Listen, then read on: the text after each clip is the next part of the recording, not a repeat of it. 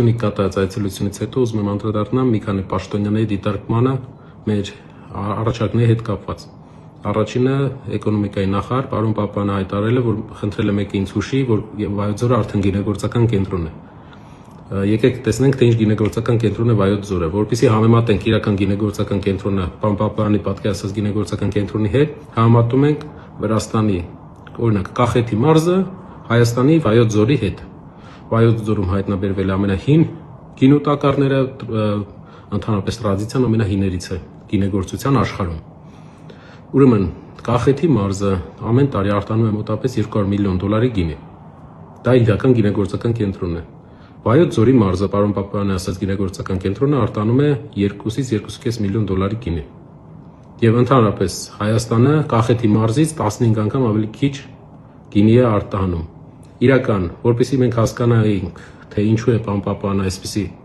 կարծիք հայտնել, ես ուսումնասիրեցի կենսագրությունը իր եւ ամենայն հարգանքով, բայց նա աշխատել է խանութներում որպես մարքեթինգի մասնագետ եւ չեմ կարծում, որ նրա փորձառությունը օբյեկտիվ է, չէր կարող այնպիսի փորձառություն լինել, ինչքան հայկական ամենամեծ ընկերության, ամենամեծ ներդրողի ներկայացուցիչի եւ մենք ենք ասում գինեգործական կենտրոն, դա տասնյակ միլիոնների արտահանում է, տասնյակ միլիոնների արտադրություն է եւ նաեւ հազարավոր տուրիստներ են, որոնք գալիս են գինու թեմայով տուրիստական այցելությունների։ Դա օբյեկտիվ է, ես հասկանում եմ, որ մարդը չունենալով այդ փորձը չէր կարող ունենալ հնարավորություն պատկերացնել մասշտաբները իրական։ Անցանք երկրորդ հարցին, պարոն սոցիալնախարարը հայտարարել է, որ մենք չենք փակում դպրոցները, եւ ես հայտարարել եմ եւ ցույց էի տվել այն դպրոցները, որ փակում են։ Մենք չենք փակում դպրոցները, այլ մենք միավորում ենք դրանց։ Ուրեմն Սյունիքի մարզում միայն 45 մոտավոր դպրոց է փակվում, իսկ միավորվելու փակվելու տարբերությունը կարող եմ շատ պարզ ասել, երբ մի համայնքում կա երկու դպրոց եւ երկու տեղ քիչ աշակերտներ, միավորում են, մի դպրոց է մնում, բայց երբ 5 տարբեր համայնքի դպրոցները փակում ես եւ սարի ճանապարհով մարդկանց 10 կիլոմետր տանում ես ուրիշ դպրոց երեխային ձմեռը, ինձ թվում է դա միավորել չի, դա ուղղակի փակել է եւ նաեւ գյուղի աշխատող պետական պետությունից ֆինանսավորում ստացող ուսուցիչներին դու կրճատում ես, այսինքն գյուղի վերջի պետական աշխատողները կրճատվում են եւ այլ գումար չի մտնում գյուղ։ Կարելի ասել գյուղի տնտեսական էջը փակվում է։ Իսկ այդ պատճառով այն պնդումը, թե միավորում են եւ ոչ թե փակում, իրավացի չէ, փակվում է։ Եթե միավորվի, պետք է մի համայնքում միավորվի։ Իսկ դուք տարբեր համայնք եք տեղափոխում մարդկանց։ Նաեւ Սյունիքի մարզպետը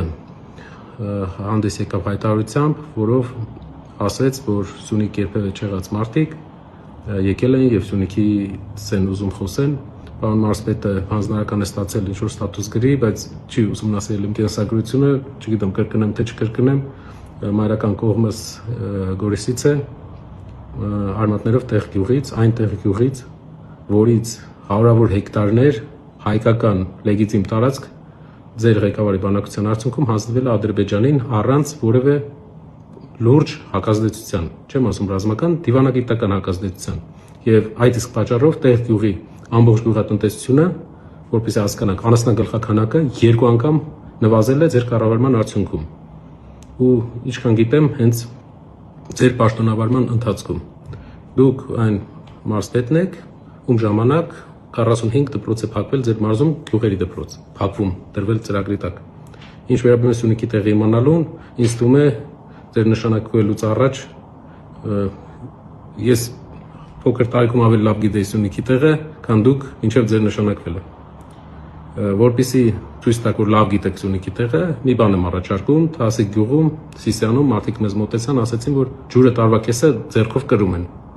Եթե այդքան լավ եք ճանաչում Սյունիքի տեղը եւ այդքան մտահոգ եք Սյունիքի բնակիչների համար, լուծեք ջրի խնդիրը Թասիկ գյուղում, այլապես մենք կլուծենք այն, ուղղակի մի պայմանով, եկեք մի պայման։ Եթե դուք չեք լուծում ջրի խնդիրը այդ գյուղում, գյուղի կեսը ջրի խնդիր ունի։ Եթե դուք չեք լուծում, մենք լուծում ենք եւ դուք չեք խոչընդոտում։